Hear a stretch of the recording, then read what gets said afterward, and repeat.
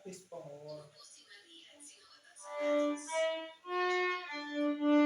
Sinadya ko yun